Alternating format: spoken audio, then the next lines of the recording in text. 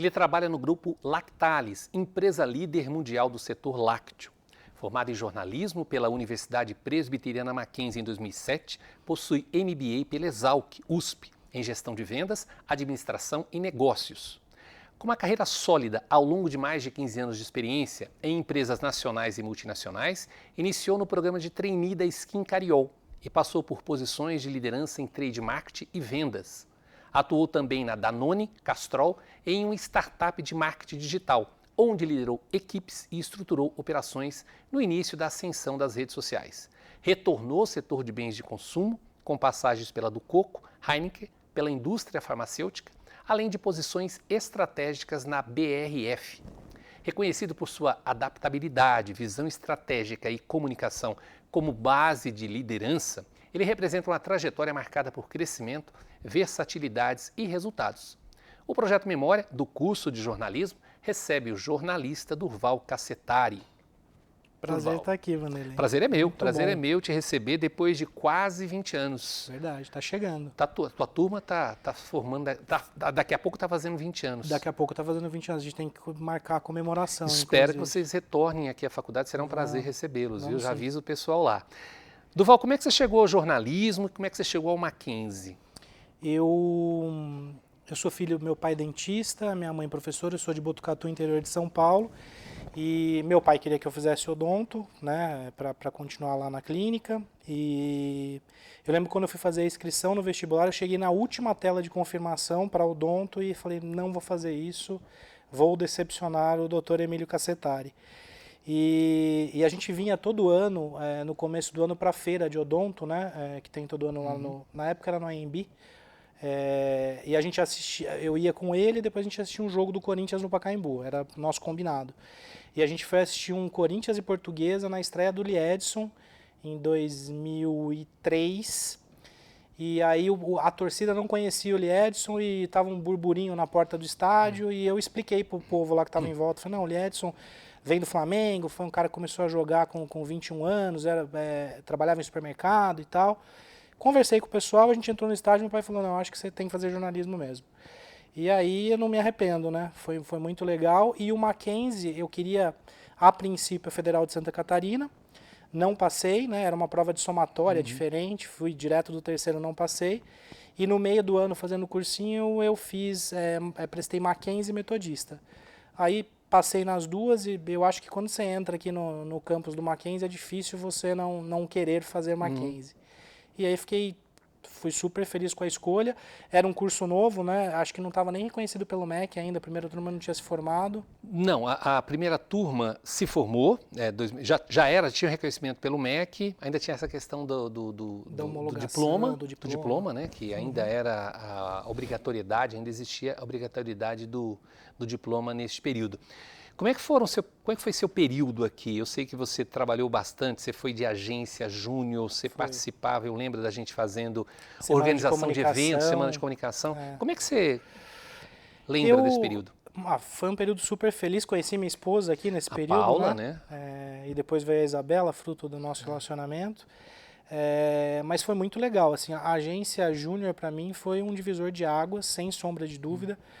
Naquela época... Estava começando a agência júnior. Não tinha jornalismo, né? A gente, quando eu entrei na agência júnior, eu achei interessante, eu tinha voltado do intercâmbio, tinha ido para os Estados Unidos, e eu falei, não, agora eu vou trabalhar, né? Vou procurar um estágio. Estava bem difícil de arranjar estágio em jornalismo. E aí abriu uma seleção para a agência, para redator publicitário. Só o pessoal de publicidade que tocava a agência. Eu acabei passando, fiz lá a seleção e passei. E lá dentro apresentei um projeto para a gente ter um braço de jornalismo e daí a gente teve essa sorte, né, de poder desenvolver a parte de jornalismo. A gente fazia os eventos também da Semana de Comunicação, que dava era muito super trabalho legal, aquilo. Era muito legal e foi fundamental. Eu falo até para a Paula, né, que quando eu passei nesse programa de trainee, eu tinha acabado a faculdade, meu pai falou, ó, se você não estiver trabalhando, você volta para Botucatu. E daí eu tinha pesadelos à noite, imaginando que eu ia ser um jornalista do Diário da Serra, em Botucatu, que nem existe mais, mas na época era o Diário da Serra, que eu fazia estágio nas férias, todas as férias. E eu falei, meu Deus, o que eu vou fazer na minha vida? E eu já namorava a Paula, né? Não queria voltar para Botucatu e ficar longe. E E daí eu montei uma agência na época, lembra do Felipe, o belga? Lembro do Felipe. A gente montou uma agência, no começo não deu certo, assim, a gente não tinha cliente, arranjei um lugar pra gente ficar, arranjei uma sala de um tio da Paula que emprestou pra gente. E eu tava quase desistindo, e daí um dia eu acordei, o Rafael Fiorini, a gente morava junto na República, ele falou, nossa, você tá mal, você tá triste. Eu falei, cara, não tô conseguindo fazer as coisas. E eu lembro que eu levantei um dia e falei, meu, eu vou... O belga tinha saído, tinha ido pra Alemanha, eu tava só com um sócio que é meu amigo de Botucatu, que era designer. Falei, cara, eu vou dar a última cartada e sair pros clientes que eu tinha mais chance de fechar. E nesse dia eu fechei com uma rede de clínicas lá da Zona Norte, Clínica São Francisco, e com uma rede de lojas em Guarulhos. E assim, jogando a real para os caras, eu já era comercial e não sabia, falei, ó, eu tô te oferecendo um pacote 360 de comunicação aqui, que uma agência te cobraria, se fosse hoje, sei lá, 20 mil reais, eu vou te fazer por 1.000, entendeu? E eu vou ficar aqui dentro, eu vou fazer, eu preciso disso. E aí eu lembro que era 1.000 de cada um, era 1.000 para mim, 1.000 para o meu sócio, e a gente tinha que se virar. E 1.000 reais naquela época era bastante dinheiro. E daí meu pai vendo tudo isso, né, eu consegui me manter, acho que eu fiquei uns 6 meses nisso. Meu pai viu no jornal uma matéria sobre o programa de trainee e me ligou, falou, ó, eu lembro que na época era um salário, eu vivia com um salário de 5.000, assim, inicial. E eu falei, pô, vou me inscrever nisso aqui, né? E quando eu fui me inscrever, só tinha o da Skin Cariol aberto, porque eu me formei no meio do ano e não estava na temporada de trainee, né? E aí me inscrevi meio sem saber o que era. E foram 6 meses de processo, de entrevista, de dinâmica de grupo, eram Longo, né? 18 mil Muito pessoas para 50 vagas, era bem concorrido. Eu lembro que nas dinâmicas eu chegava, eu olhava para o lado, só via gente formado na USP, na GV, em administração, e eu lá, jornalista. Eu falava, meu... Minha mãe, eu lembro que fez promessa de não comer chocolate, e daí no final, quando acabou a promessa que ela me contou, eu falei, mas você prometeu alguma coisa para eu passar? Ela falou, não, é só para você não ficar decepcionado, porque a gente tinha certeza que você não ia passar. E daí foi muito legal. E teve uma passagem interessante também, na final, quem me entrevistou foi o Fernando Terni, que era um executivo super conhecido, que estava saindo da Nokia, assumindo a Skin Cariol. E eu sentei na frente dele, ele olhou para mim e falou assim, chamou a menina do RH e falou, meu, você trouxe um jornalista, eu queria alguém com habilitação em marketing e tal. Falei, ó, Terni, eu deixei, eram 18 mil pessoas, a gente está em 100 aqui, porque foram 100 para a última fase, quer dizer que eu deixei 17.900 pessoas para trás. Alguma coisa legal eu devo ter. Então vamos bater um papo, se não der certo, não deu. E daí eu passei, e no meu primeiro dia, no auditório da Skin, que ele foi dar uma palestra para os trainees, para os 50 trainees, ele não sabia o nome de ninguém, ele falou, Durval, vem aqui. Ele falou, ó, de duas uma, os 49 que passaram estavam no perfil que eu queria, você foi o único que eu aprovei que não era o perfil. Ou vai dar muito certo, ou vai dar muito errado. Né? Então, preciso que você trabalhe muito. Mas é curioso, né? Porque, primeiro que há uma angústia, né? Ao sair da faculdade, quer dizer, o que eu vou fazer a partir de agora, né? Porque vem a vida real. Exatamente. Né? E essa angústia que você tá contando aqui, todos passam, né? Dificilmente você sai da faculdade com o emprego já tudo determinado. Ô Durval, você disse que gostava muito, você gosta ainda de futebol. Muitos que entram, você sabe disso, da tua turma tinham muita gente assim, que entrou na faculdade justamente para fazer jornalismo esportivo, né? E ainda era um período que era mais ou menos determinado. Rádio, revista, TV. Mídias tradicionais, né? Os mais tradicionais, os sites, né, os portais começando e tal. Você, pelo seu currículo, você não chegou a ir para o jornalismo tradicional. Na faculdade não era algo que você imaginava, essa carreira. Não, eu cheguei aí uma época, antes de eu montar essa agência, eu trabalhei numa assessoria de imprensa, junto com o belga, inclusive. Eu entrei, indiquei ele. Fiquei lá acho que uns 6 meses fazendo assessoria, e daí quando a gente saiu, a gente falou, cara, vamos montar a nossa. A ideia era essa. A gente começou com uma ideia de montar uma assessoria de imprensa, porque a gente tinha contato já com alguns jogadores e tal. E depois a gente escalou essa ideia, eu acho que até hoje daria certo isso, se a gente tivesse tido essa ideia com um pouco mais de capital e nos tempos atuais. A gente queria montar uma agência exatamente para ser um hub para quem saísse da faculdade.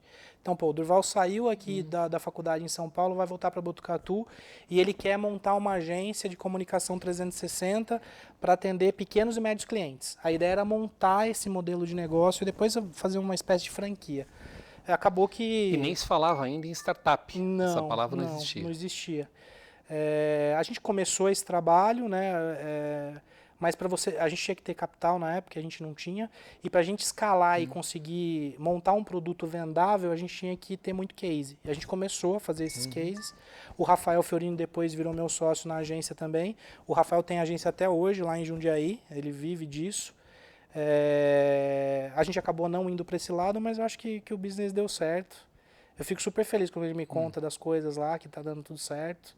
E eu acabei que no meio desse processo, eu participei desse programa de trainee, né, do processo do programa de trainee, e quando eu passei eu falei, poxa, o RH foi muito assertivo comigo também, de me direcionar para o comercial, porque a minha ideia era marketing, né?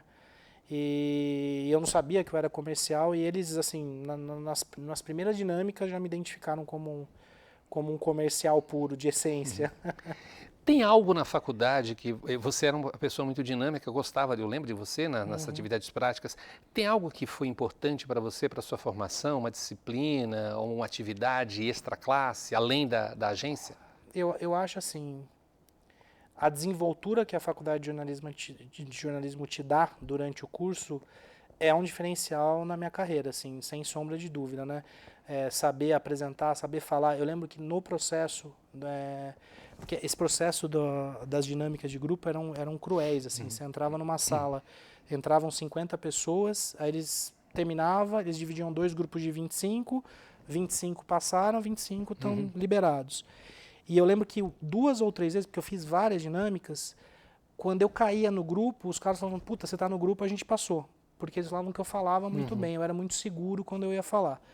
E isso eu uso até hoje, né? A gente tem uma rotina... Eu cuido hoje na Lactalis de go-to-market, e eu acabo cuidando muito... Eu cuido de direto e indireto, mas eu tenho muita relação com o canal indireto. Então eu acabo colocando distribuidor, tirando distribuidor em algumas regiões do país. E essa desenvoltura de saber apresentar, saber falar, saber lidar com esse tipo de situação, eu acho que eu trago da faculdade, com certeza. Em cima disso, tem muitos colegas que não estão na redação, estão na comunicação, mas não estão na redação tradicional. Eu nem vejo isso como um problema, porque na realidade, na minha visão, né, você é um comunicador, você é um jornalista, um comunicador, e você tem que atuar em qualquer situação. Você acha que é um diferencial ser jornalista nesse aspecto, de conseguir atuar em marketing, de conseguir atuar em agência de publicidade, de conseguir atuar em RP, porque você falou dessa questão da comunicabilidade. Você acha que a gente tem isso? Ou o jornalista tem isso? Eu acho que tem muito disso, eu vejo muito disso na carreira da Paula, da minha esposa. A Paula é uma profissional extremamente 360, assim, sabe? Eu vejo as entregas dela, eu vejo as coisas que ela faz, e eu acho que é muito do curso. E a gente vem conversando muito sobre isso, porque a Isabela, nossa filha, também pretende fazer comunicação, e a gente estava nessa discussão, né? De, pô, faz jornalismo, que é uma possibilidade, faz marketing, e eu acho que é um grande diferencial. Até comparando com os profissionais que eu conheço de marketing, e eu conheço outros profissionais de jornalismo de outras faculdades também, que acabaram indo mais para o marketing, eu acho que é um diferencial. Teu período de estudo, a gente não tinha... A rede social ainda não era tão forte, e a figura do influenciador também eu acho que nem existia. Não existia. Na sua área hoje, como você trabalha, o influenciador é importante para a sua área? Eu acho que é fundamental hoje em dia, né? Não tem mais como se fazer marketing sem pensar em social. Ele é um veículo. Ele é o veículo. Eu acho que a grande mudança é essa, né? Os comunicadores, eles eram reféns de um canal de televisão, de uma emissora de rádio. Hoje a emissora é o próprio comunicador, né? Ele tem as redes sociais dele. Eu peguei muito essa fase dessa transição, né? Na época da startup. A gente pegou um fundo americano na época, eu estava na Castrol, e um cara que montou o Groupon no Brasil e na China me chamou para tocar a área comercial de um projeto novo. Eu não estava por dentro, eu tive que estudar bastante para entrar.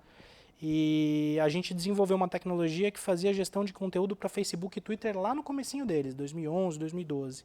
Você pegou bem o início, né, das redes? Bem o início. E E já naquela época, a minha ânsia, né, por ser comercial, né, a gente começou a empresa como uma empresa de tecnologia. A gente teve que montar uma agência e criar os cases para depois vender a tecnologia. E a minha grande ânsia é que eu já estava, quando eu comecei a estudar isso, eu comecei a ver esse potencial em várias áreas, por exemplo.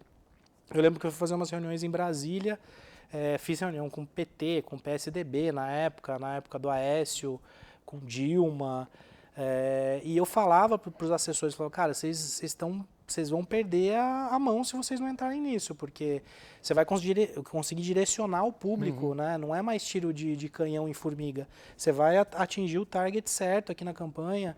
Isso estou falando de política, mas eu lembro de falar com um dono de rede de padaria, falar, cara, sabe o cara que gosta de, igual eu, que como lá ó, a boa aqui na esquina, que gosta de tomar o expresso e tal, parará, você vai direcionar para esse cara, né? Coisa que na televisão você não faz, no rádio você não faz. Então, eu peguei muito essa fase do começo, fiquei fora depois, mas o que eu vejo hoje de fora, né? Porque a minha rotina de trabalho não tem mais muito isso, a gente investe muito em social hoje. Quando a gente olha o montante de verba de mídia que a gente tem, boa parte é para social. Ô Durval, voltando lá para 2003, 2004, lá na sua aula sobre o Lee Edson, na porta do Pacaembu, o que você diria para aquele rapaz lá que estava ainda tateando? Eu não me arrependo da decisão que eu tomei, além de fazer jornalismo. Assim, eu fui muito feliz durante os 4 anos. Eu conheci minha esposa na faculdade, que já seria suficiente, inclusive, né? Que me deu a Isabela depois. Mas eu gostei muito de fazer o curso. Eu vejo muitos diferenciais competitivos que o curso me deu para a minha carreira. Eu acho que eu saí um pouco do óbvio, assim, por ter essa formação diferente, né? Acho que é bom, se você conseguir potencializar algumas coisas, é bom ser diferente. E não me arrependo em nada. Eu falaria para aquele Durval lá, não vai lá, faça a Mackenzie mesmo. Com todas as mudanças no jornalismo, na comunicação, são quase 20 anos e tal, você acredita ainda em duas questões. Primeiro, eu queria saber se você acredita ainda que é importante a formação acadêmica para um comunicador. E você acredita ainda que o jornalista é importante na comunicação como mediador? Eu acho que a formação acadêmica é importante para tudo. Assim, eu vou te dar um exemplo musical, que eu estava até conversando com uma pessoa esses dias. Antigamente, a indústria musical, você tinha lá a gravadora e se reclamava muito, pô, mas você não dá oportunidade para todo mundo, você tem que ter um empresário, você tem que conhecer as pessoas e tal. Essa era a parte ruim. Eu acho que naquela época você tinha uma curadoria de música para você lançar alguma coisa, que dificilmente você lançava uma coisa muito ruim. Eu tenho um gosto musical, você tem outros, a gente pode não concordar, mas classificar alguma coisa como ruim, independente de estilo, é porque é ruim. Hoje em dia, eu acho que essa falta de curadoria em tudo, no jornalismo. O jornalismo, você tinha que, na minha época, quando eu entrei, tinha que ter diploma para escrever num veículo, né? Hoje em dia, você escreve numa rede social e tem um alcance parecido, dependendo da qualidade do seu post, com uma publicação daquela época. Mas você tinha uma curadoria, que você pode discutir, mas a liberdade, você tinha alguém que opinava, que dava um caminho para cá, para lá.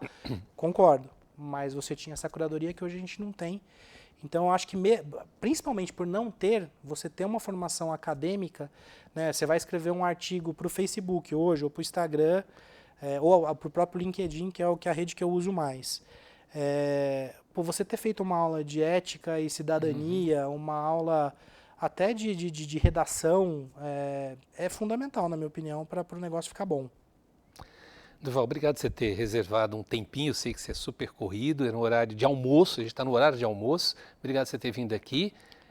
A Paula está convidadíssima, você sabe disso, também para contar a trajetória dela, assim como os colegas da sua turma, que eu sei que você tem um contato, tá? Estão todos convidados para a gente continuar esse bate-papo aqui. Obrigado, viu? Obrigado você, professor. Muito bom.